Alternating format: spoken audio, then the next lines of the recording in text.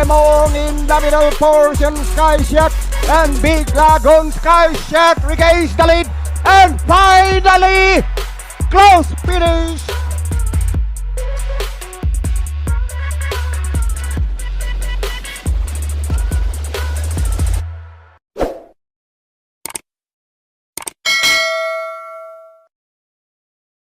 Good day bayang karerista, welcome back sa ating channel dito sa Karera sa Pinas. Muli tayong magbibigay ng ating mga kursunada, tips at analysis para naman sa magaganap na karera ngayong araw naman ng Sabado, April 4, 2026. Dito pa din sa karera ng Metro Manila Turf Club sa Malvar, Batangas. Magsisimula ang mga karera ng alas 4 ng hapon. Meron tayong 7 karera na paglalabanan naman sa distansyang 1400 meters. Meron tayong isang set ng winner take all, isang set ng pick 6, isang set ng pick 5, isang set ng pick 4 at syempre nandiyan yung mga paborito nating exotics. May kahirapan ng lineup natin ngayong Sabado, maraming runners tapos parang pantay-pantay ang chances eh. Kita nyo naman pati yung mga tipsters natin sa Daso hindi magkanda-ugaga. Galit-galit sila sa mga kursunada nila, mukhang malaki ang chance ang magkadihaduhan tayo ngayong Sabado. Kaya huwag niyong iwanan yung mga kursunada ng dihado, lalo na kung may puhunan naman kayo. Dahil yan ang magbibigay sa atin ng magandang dividendo. Makatulong sana itong mga kursunada natin, hindi ko napapatagalin pa, simulan na natin bayang karerista. Race number 1, start ng ating winner take all, races 1 to 7, isang pillar rating based handicapping system class 5, 17 to 41 split, meron tayong 12 kalahok. First choice ko dito, numero 7 si Make a Difference, gagabay ni John Alvin Guse. Last March 8 dito sa Metro Turf, nagtalaya ng 1 minute 34 sa 1400 meters kung saan pumangsyam kila High Octane at Brown Pirate. May best time yan sa 1400 meters na 1 minute 29.2. Ito kung ilalaban to, tingin ko malaki ang panalo, akma pa ang distansya, 1400 meters. Alam naman natin, deremate to eh. Mahirap lang din kasi dito, namimili ng papanalunan to eh. Pero para sa akin, kung ilalaban to, patok to, numero 7. Yan ang pang-primera ko. Ang panigundo ko naman dito, yung numero 9 si Amarant. Kagabay ni AJ Pabilik last March 29 sa kabila sa PJC. Nagtalaya ng 1 minute 27.2 sa 1400 meters kung saan nasegundo siya kay Cristiano. May best time yan na 1 minute 28 dito sa Metro Turf sa 1400 meters. Ito maganda yung tinakbo na ito noong nakaraan. Inaabot lang to ni Cristiano eh. Sununod lang to ni Allison kaso sumandal. Dito baka mas makadiskarte na maganda. Pwedeng siya na ang mauna dito. Yan ang panigundo ko. Good luck bayang karerista. Race number 2, start ng ating pick 6, races 2 to 7, isang pillar rating based handicapping system class 5, 17 to 41 split, meron tayong 11 kalahok. First choice ko dito yung numero 7 si Potential, kagabay ni Apoy Asuncion. Last March 22 dito sa Metro Turf, nagtalaya ng 1 minute 32 sa 1400 meters, kung saan nasegundo siya kay Essential Lady. Ito last 2 runs, parang bumalik na yung buti. Naipapwesto na agad ni Apoy, malakas lang yung nalabanan ng nakaraan Tingin ko dito pwede ulit makaisa. Baka maipwesto agad niya po ito, parang mas humina yung laban niya dito. Yan ang pang-primera ko. Ang panigundo ko naman dito yung numero 6 na si O'Ruti, gagabay naman ni Ed Jordan Guerra.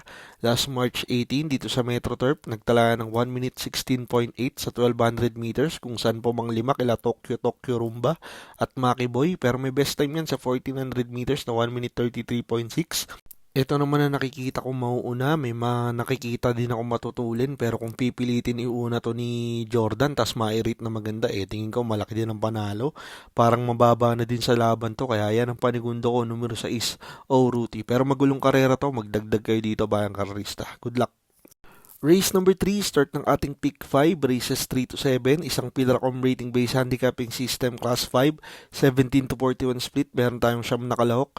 First choice ko dito, numero 8 si Live Like an Angel, gagabay ni Jericho Serrano. Last March 21 dito sa Metro Turf, nagtalaya ng 1 minute 33.6 sa 1400 meters kung saan pumangsampu siya. Pero may best time yan na 1 minute 27.6 sa 1400 meters. Ito parang bumaba na din sa laban to. Siya malamang ang magdadala ng unahan dito. Pangit lang sumalido to kaya kinakaskas Pero dito maganda yung numero niya baka makakuha agad ng unahan, makapag-relax. Kaya yan ang pang-primera ko, numero 8. Ang panigundo ko naman dito yung numero 2 na si Celebrity, gagabay ni Onyok Garcia. Last March 22, dito rin sa Metro Turf, nagtalaya ng 1 minute 32.6 sa 1400 meters kung saan pumanglima kila Volleyball at Advance Party. May best time yan na 1 minute 29.2 sa 1400 meters. Ito medyo malakas din yung nalabanan nung nakaraan. Dito tingin ko malaki na ang panalo niya. Kung may maghahaguran sa unahan, mapahirapan yung 8. Ito ang nakikita kong pwedeng makaremate. Alam naman natin, may takbo tong parang sinisibat Tingin ko pwede niyang gawin yun dito. Kaya yan ang panigundo ko numero 2, Celebrity. Good luck bayang karerista. Race number 4, start ng ating pick 4, races 4 to 7, isang pillar-com rating-based handicapping system class 4, 42 to 56 split, meron tayong 8 kalahok. First choice ko dito, numero 8 si Natasha, gagabayan ni Apoy Asuncion. Last March 21 dito sa MetroTurf, nagtalayan ng 1 minute 29.6 sa 1400 meters kung saan pumanglabing isa kila Petit Pusey para sa masa. May best time yan na 1 minute 27 sa 1400 meters. Ito walang tinatakbo lately pero yung huling panalo nito mabigat din yung tinalo Parang sinisibat to ang tulis ng remate Ngayon maganda yung numero dito, parang pwede na ulit manalo. Ang panigundo ko naman dito yung numero 4 si Exalted, gagabayan ni Patty Dilema. Last March 21 dito rin sa MetroTurf, nagtala ng 1 minute 28 sa 1400 meters kung saan segundo siya kay Mang Nano, pero may best time yan na 1 minute 24.6 sa 1400 meters. Ito maganda na yung tinakbo nung nakaraan, bandera to, ang haba ng binandera nito. Inabot lang ni Mang Nano tingin ko dito siya ulit mauuna. Wala akong nakikitang matulin kung mapapabayaan nila to, tapos sila dito. Saka may 1.24 sa katawan to parang lutang yung preba niya na yun, pero mas kursunado ko kasi yung 8 kaya kinuha ko lang tong panigundo. Good luck bayang karerista. Race number 5, last daily double plus 1, isang pillar-com rating-based handicapping system class 5, 17 to 41 split, meron tayong 8 kalahok. First choice ko dito, yung numero 7 si Lake Apo, gagabayan ni JB Bakaykay. Last March 22, dito rin sa MetroTurf, nagtalayan ng 1 minute 31.6 sa 1400 meters kung saan natersera siya kila Volleyball at Advance Party. May best time yan na 1 minute 30.2 sa 1400 meters. Ito maganda na yung tinakbo ng mga nakaraan. Baka mag-umento pa to, 2 beses ng natersera, parang nagamayan ni Jeff Bakaykay. Baka dito isunod lang siya ni Jeff, baka mapanalo niya na to. Yan ang pampremera ko, baka dehado pa to. Ang panigundo ko naman dito yung numero 3 na si Color Blast, kagabay ni John Alvin Guse. Last March 21, dito rin sa MetroTurf, nagtalayan ng 1 minute 32.2 sa 1400 meters kung saan pumangwalo kila Stand in Faith at Rule the World. May best time naman yan na 1 minute 30 sa 1400 meters. Ito pag nilaban to, tingin ko malaki din ang panalo, mababa na sa laban to Maganda na din sumalida to, hindi na naiiwan, kaya tingin ko kahit nasa loob yung numero hindi na magiging problema. Ang tanong lang kung ilalaban to, pero kung labas to, alam nyo na. Good luck bayang karerista. Race number 6, penultimate race, last daily double for the day, isang pillar-com rating-based handicapping system class 4, 42 to 56 split, meron tayong 9 na kalahok. Dito single na ako, numero 7 si Imperatus, gagabayan ni Alison Pabilik. Last March 22, dito rin sa MetroTurf, nagtalayan ng 1 minute 43.8 sa 1600 meters kung saan pumangwalo kila Tisdamon at Princess Claudia. May best time yan na 1 minute 25 sa 1400 meters. Ito feel ko malakas yung mga nalalabanan. Puro stakes race yung nilalabanan nito Tingin ko humina yung laban niya dito. First time sasakyan ni AJ Pabilik pero tingin ko wala namang problema dyan. Saka lagi naman laban tong may-ari na to. May mga nakikita din ako matulin. Malamang ito ang makinabang kasi deremate to. Ilalakasan ko na yung loob ko dito. Sisingilin ko na yan, numero 7 Imperatus. Good luck bayang karerista. Race number 7, last race for the day, isang pillar-com rating-based handicapping system class 5, 17 to 41 split, meron tayong 12 kalahok. First choice ko dito, numero 4 si Point of Pride, gagabayan ni JL Lazaro. Last March 21, dito rin sa MetroTurf, nagtalayan ng 1 minute 34.2 sa 1400 meters kung saan pumanglima kila May Jopay at Music and Magic. May best time yan sa 1400 meters na 1 minute 30.6. Ito ilang beses na bumebenta to.